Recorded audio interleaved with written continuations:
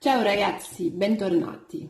Alors, je sais que vous avez toujours rêvé de parler italien comme un vrai italien et comme les Italiens parlent entre eux, et autant vous dire qu'aujourd'hui, c'est votre jour de chance. J'ai choisi 5 mots et expressions que les Italiens disent au moins une fois par jour. Prêt? Pronti? 3, 2, 1, via!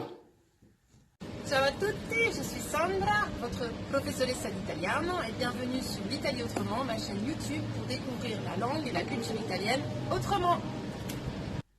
Alors, commençons avec le premier mot qui est beau. Les Italiens, quand ils disent beau, c'est pour signifier à l'autre personne qu'ils ne connaissent pas la réponse à la question posée. D'accord? Qui signifie tout simplement non lo so, je ne sais pas.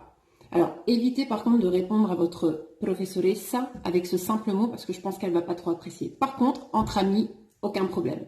Je vous donne un exemple concret. Cosa facciamo stasera? Bon.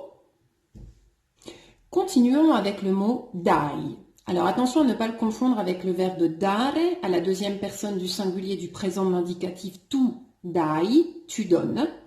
Le mot dai peut avoir plusieurs sens. Le premier, c'est l'expression de la surprise.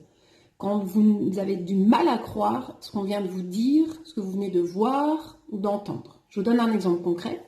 Hai sentito ieri sera? I Maneskin hanno vinto l'Euro Contest. Ma dai, veramente? Sì.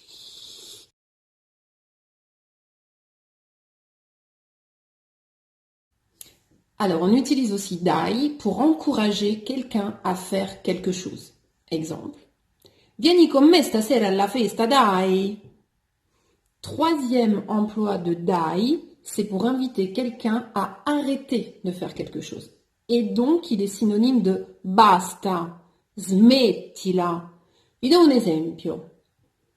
Dai, smettila con questo cellulare. Adesso devi studiare la lezione della professoressa.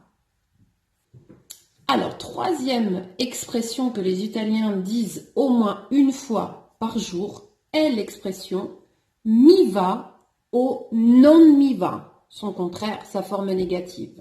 Quand vous avez envie de faire quelque chose, dites mi va. Quand au contraire, vous n'avez pas envie de faire quelque chose, non mi va. Je vous donne un exemple. Dai, esci con noi stasera? No, mi dispiace, non mi va. Alors, passons maintenant à la quatrième expression, et en fait, il y en aura deux. Ce sont les mots et expressions figo et che figata.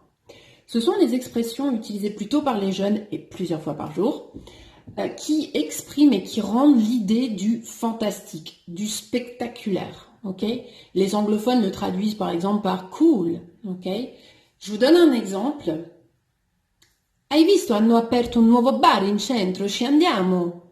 Figo! Assolutamente sì! Sachez aussi que l'adjectif figo, figa, figo pour le masculin, figa pour le féminin, sont des adjectifs qui font référence au physique très avantageux d'un garçon, d'une fille, d'un homme, d'une femme. Exemple, Marco, nonostante l'età, è sempre figo.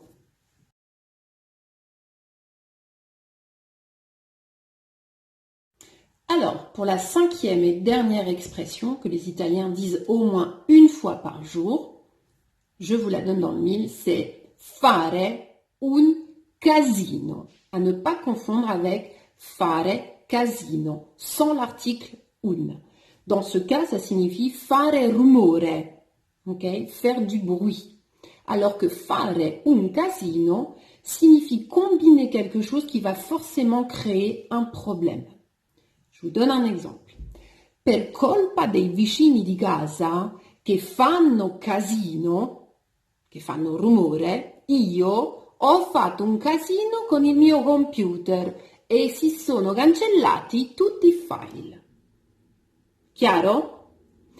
Voilà pour la lezione del giorno. J'espère qu'elle vous a plu. Si c'est le cas, mettez un pouce en l'air, laissez-moi un commentaire et puis surtout partagez-la et abonnez-vous.